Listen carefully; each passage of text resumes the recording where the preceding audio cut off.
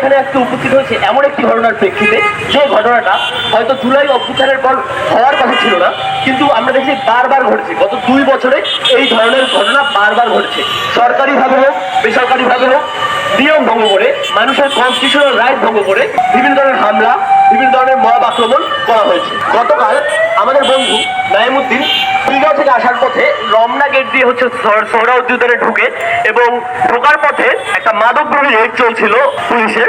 তখন নাইমুদ্দিনকে আটকানো হয় এবং হচ্ছে নাইম প্রমাণ দেয় যে তার কাছে কিছু নেই, কোনো মাদক নেই, এবং তারপরেও তার সাথে মিসবিহেভ করতে থাকে পুলিশ, তাকে হেনস্থ করতে থাকে।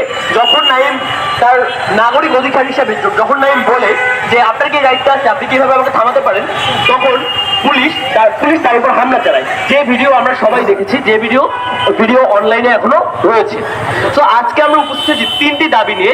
এই 3টি দাবি বাস্তবায়ন, আমরা এই 3টি দাবি বাস্তবায়ন চাই। তো আমাদের প্রথম দাবি হচ্ছে, গতকাল সাংবাদিক শিক্ষার্থীর উপর যারা পুলিশি হামলার সাথে জড়িত ছিল, তাদের সকলের বিচার বা তাদের সকলের শাস্তি নিশ্চিত করতে হবে। পুলিশ সহ যে কোনো আইন শৃঙ্খলা বাহিনীকে প্রশ্ন করতে পারা, এইটা আমাদের সবার নাগরিক অধিকার। এক কথায় আমাদের এই নাগরিক অধিকারটা ক্ষুণ্ণ করা হচ্ছে অনেক লম্বা একটা সময় ধরেই।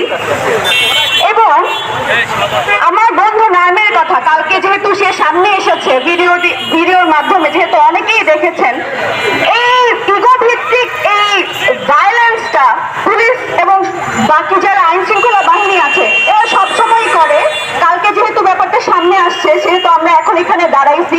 নাইম উদ্যানে হাঁটতেছিল, ওকে প্রশ্ন করা হয়েছে। ওকে প্রশ্ন করার ভিত্তিতে ও পাল্টা প্রশ্ন করছে যে আমাকে প্রশ্ন করছেন কেন। ও কিন্তু দেখাইছে আমার কাছে কিছু নাই। ও প্রশ্ন করেছে, এই অপরাধের ভিত্তিতে ওকে নির্মমভাবে মারা হয়েছে। এটা কোন জায়গার ন্যায়? এটার কে জবাবদিহিতা দিবে? আমরা কোনো জবাবদিহিতা চাই না। ডিসি মাসুদ সহ যে বাহিনী, তার কোনো জবাবদিহিতা আমরা চাই না। আমরা এখন বিচার চাই।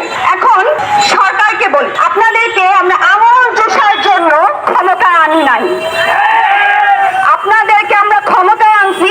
আপনারা সেই ক্ষমতা ব্যবহার করে রাষ্ট্র সংস্কারে নামেন। আমাদেরকে মারতে পুলিশ নামাবেন না। আমাদেরকে মারতে যদি পুলিশ নামান, তাহলে কি হয় সেটা আপনারা কিন্তু ভালোভাবে জানার কথা।